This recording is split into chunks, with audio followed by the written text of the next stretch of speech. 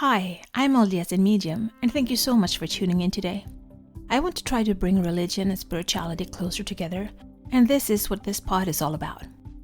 I will talk about my own thoughts and feelings as I am both LDS and have spiritual gifts, something that I've had my whole life, but I always thought that it was hard to combine these gifts with my religion. This has torn me into two directions, and I have talked to many people who feel the same way. I can't choose not to have my spiritual gifts, but I can choose how I use them. And I always want to use them for good and to help others. I believe my heavenly parents gave them to me for a reason. So, this is me. Join my quest for knowledge. Men vs. Women 11 Part 2.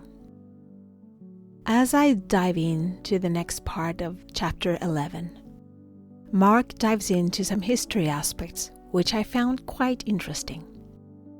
So since Jesus was a Jew, the early Christians were all Jews. But Christ preached the gospel to both Jews and Gentiles. As the Gentiles grew larger in number, they started to separate from the Jews, and in that process, the Jews' views of marriage and sex, as was viewed as something wonderful in the eyes of God, got lost. I thought that was interesting, since I don't know anything about Jews and how they view marriage and sex at all. In this time, the Gentiles used sex from a perspective of lust, debauchery, perversion, selfishness, and even violence. I can believe that because in all the war movies I've seen, whether it be from the Vikings or the World Wars, rape has always been included in the storytelling. So coming from that perspective and generations of viewing sex that way, the church, once removed from Jewish traditions, started to look at sex as a sin. Early history records shows priests and popes to be married and have children, but later on leaders of the church and nuns were required to take on vows of celibacy to stay pure from indecent thoughts of sex.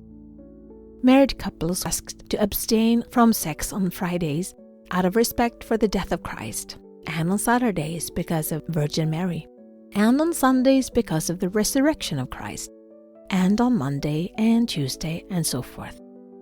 Martin Luther was the one who started reforming this when he abolished the need for celibacy.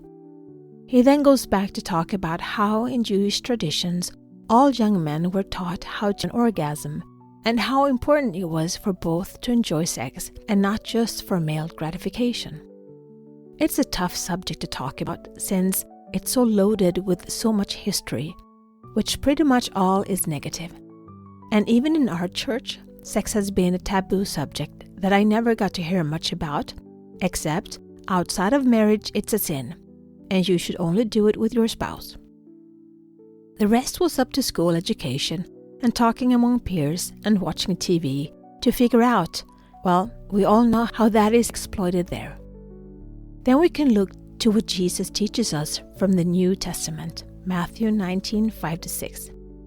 For this reason a man shall leave his father and mother and be joined to his wife, and the two shall become one flesh. So there is no longer two, but one flesh. What therefore God has joined together, let no man separate. And in the Old Testament, in Genesis 2:24, we read, Therefore shall a man leave his father and mother, and shall cleave unto his wife, and they shall be one flesh. Paul explains this more in Ephesians 5:31-32. For this cause shall a man leave his father and mother, and be joined unto his wife, and they two shall be one flesh. This is a great mystery, but I speak concerning Christ and the church. Here he uses the sexual act as a metaphor for us to understand that we need to be as close to God as a husband and wife are while having sex and becoming one in the flesh. For me, that is not something God would do if he regards it as bad. I'm going to quote Mark's word as he describes this. Why would God use sex as a metaphor for Christ and the church if it were a filthy or naughty thing? Why would God use this metaphor at all? Precisely because of the power of sexuality. Though there is nothing physical about the Christ-church relationship, sex models the necessary vulnerability and openness that is required within the human soul when one cultivates a relationship with Jesus Christ and his Lordship. End of quote. Marriage has to have a lot of different love components. However, it's clear that God always meant for the sexual love to be a part of it, maybe even a big part of it. The part that merges two individuals into one. And I think this might be a good place to stop and to take a look at how you view it. And have you gotten any aha moments? Be the light, share the light, spread the light, shine. This is my journey. Thank you so much for keeping me company today. Please download, like, share, and subscribe, and help spread the light and spread the word to expand our community. Let's bring more love, peace, and unity to this world. Take care of yourself and your loved ones. Always be grateful, kind, and loving. Be brave and remember to step out of your comfort zone and smile. If you support us on Patreon, you will get access to our meditations and extra materials so you can download them as MP3. Also, we now have a Facebook group, which you can access from our Facebook community. Please answer the questions as you apply to participate. It will be a safe haven where we can keep discussing religion and spirituality, our spiritual gifts, and self-development. Remember, one person can make a difference, but together we can change the world.